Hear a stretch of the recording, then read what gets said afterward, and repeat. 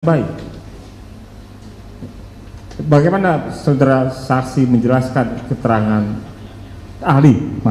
saudara ahli menjelaskan keterangan Widi dan Mega ini? Secara empiris sudah barang tentu keterangan itu harus diuji dengan bukti-bukti lainnya. Itu secara empiris, sederhana itu. Tapi saya ingin mencoba memberikan perspektif terkait dengan dari sudut pandang teoritis. Gini majelis.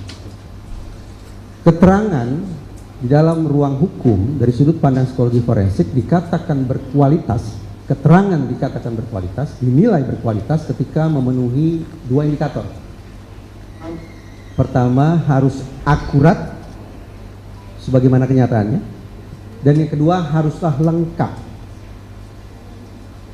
Persoalannya, keterangan yang diberikan dalam ruang hukum acap kali, bahkan mungkin hampir selalu mengandalkan pada ingatan manusia.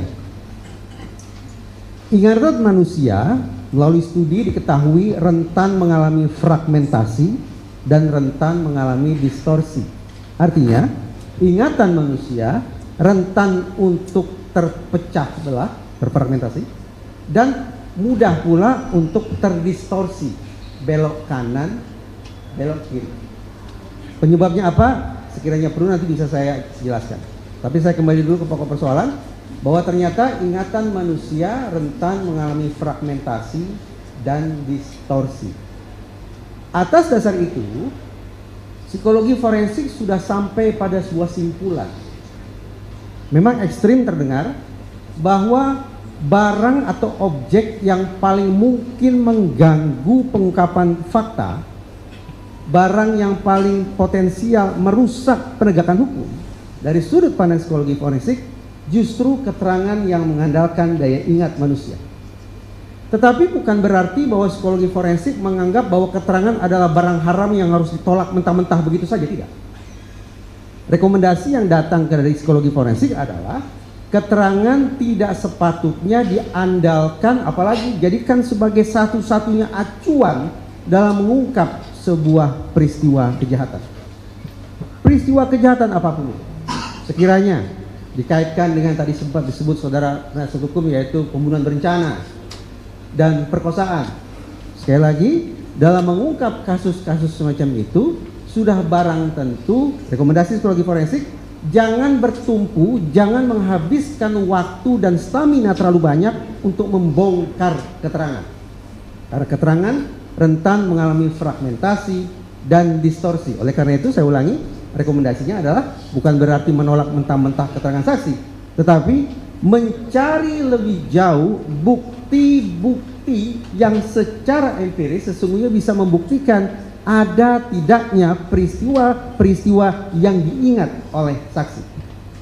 Karena itu majelis, saya pada waktu-waktu belakangan ini terus terang menyampaikan di ruang publik dan juga ke sejumlah kolega di otoritas penegakan hukum bahwa spesifik dalam kasus Cirebon, termasuk terhadap keterangan yang disampaikan oleh dua orang saksi tadi, yaitu Widi dan Mega, sepatutnya otoritas penegakan hukum membuka kembali seutuh-utuhnya rincian komunikasi elektronik kedua korban dan rincian komunikasi elektronik para tersangka.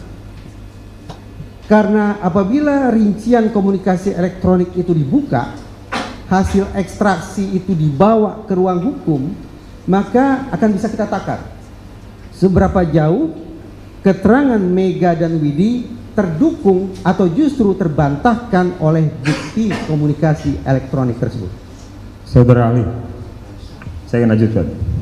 Saudara ahli bertemu secara langsung dengan Mega dan Widi. Betul. Ya, mengamati cara mereka menyampaikan keterangan atau informasi. Sejauh analisis saudara ahli, apakah keterangan Mega dan Widi itu bohong atau jujur? Saya bukan membaca gestur majelis, jadi ya, saya tidak bisa menilai gestur saksi. Tapi yang saya katakan, keterangan saksi siapapun saksi itu, tidak hanya Mega dan Widi ya, supaya tidak salah kaprah. Saudara penasihat hukum tidak salah kaprah, saya tidak hanya menyoroti Widi dan Jadi saudara ahli, pertanyaan saya terkait dengan wawancara saudara ahli dengan Mega Saya dan tidak Widi. bisa menilai apakah seseorang berkata jujur atau tidak jujur dari gesturnya majelis.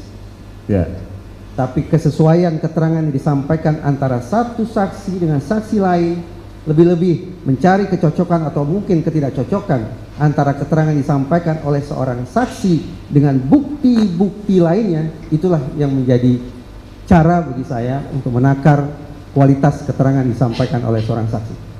ya, Karena itu sedikit meluruskan supaya saudara penasihat hukum tidak menjauh dari khazanah psikologi forensik.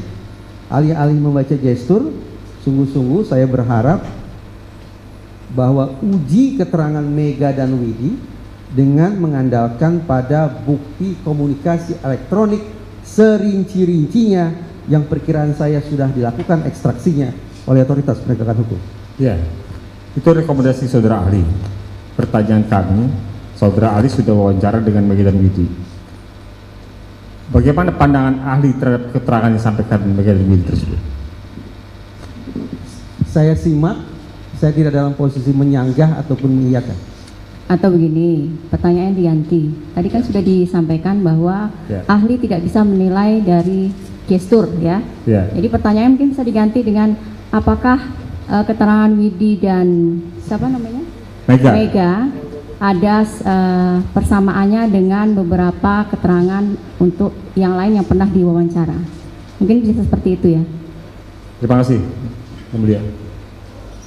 Sepanjang yang saya ingat majelis, Widi dan Mega menyampaikan keterangan terkait dengan sekitar 24 jam terakhir, terutama sekali terkait dengan apa yang disebut sebagai peristiwa meninggalnya almarhumah Vina dan Eki.